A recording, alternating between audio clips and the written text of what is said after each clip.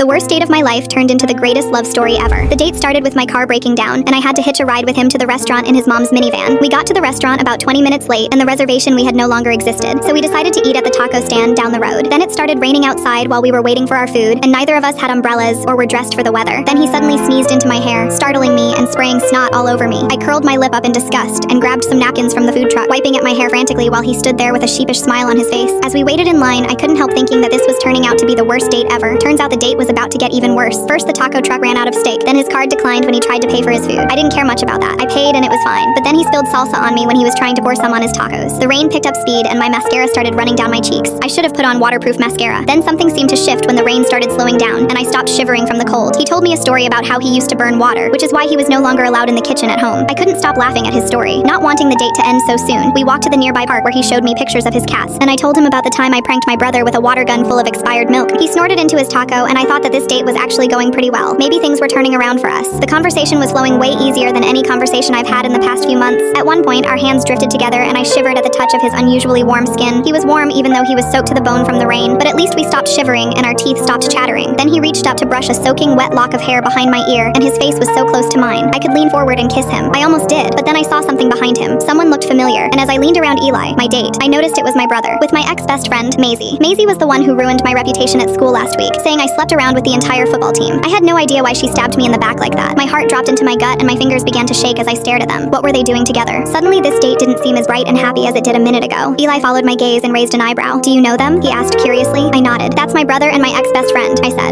My voice trailed off as my throat threatened to close. She's the one who spread those rumors about you last week, right? He asked. I jerked back to stare at him. How did you know that? He smiled sheepishly. Because of what happened at her party last night, he answered. I frowned. I didn't even know she had a party, I muttered. But it suddenly made sense where my brother went last night and how guilty he looked as he left without telling me where he was going. Eli nodded with a shrug. I kind of forced her to tell the truth to everyone there, he said. She told us the reason why she turned everyone against you was because she has a huge crush on your brother and thought he couldn't divide his attention between the two of you. I stared at him before barking out a laugh. My brother and I hardly even hang out, I said. She can have all his attention. My brother and Maisie walked over to us. Maisie looked like she'd rather be anywhere else. My brother dragged her in front of him and gave her a little push. Go on, he ordered. Maisie sighed and tears filled her eyes. I'm sorry, she said to me. I'm sorry for all of it. I didn't know what to say, so I just nodded at her. They left, realizing that was all they'd get out of me at the moment. I didn't know if I was going to forgive her, but I accepted her apology. I turned to Eli and smiled shyly. Your brother asked me to take you here today, he said softly. I guess this was a setup to bring Maisie here and apologize to you. I shrugged and nodded. So, same time next week? He continued with a warm laugh. I grinned, realizing that I would love nothing more than a second date. Absolutely, I said. And that was how I met my future husband.